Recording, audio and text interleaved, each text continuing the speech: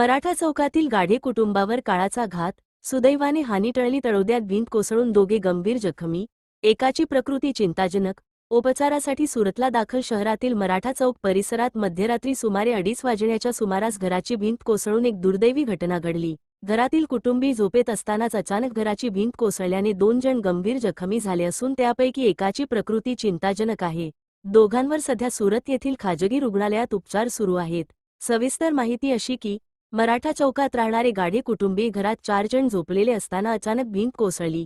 यामध्ये रमेश फकीरा गाढे आणि त्यांची सून विद्या नरेश गाढे हे भिंतीखाली दबले गेले. दोघांनाही जबर मार लागला असून रमेश फकीरा गाढे यांना गंभीर दुखापत झाल्याने त्यांची प्रकृती चिंताजनक आहे. त्यांना सुरत येथे हलविण्यात आले. घटनेची माहिती मिळताच अनुप उदासी, भैया चौधरी, योगेश चौधरी, अकबर पिंजारी, योगेश मराठे, गोलू दातीर परिसरातील रहिवाशांनी घटनास्थळी धाव घेऊन तात्काळ मदतकार्य केले.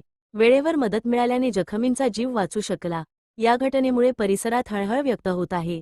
सातपुडा मिरर न्यूज नेटवर्कचे YouTube channel subscribe, like, share करा. बातमी व जाहिरातसाठी संपर्क 9423497275.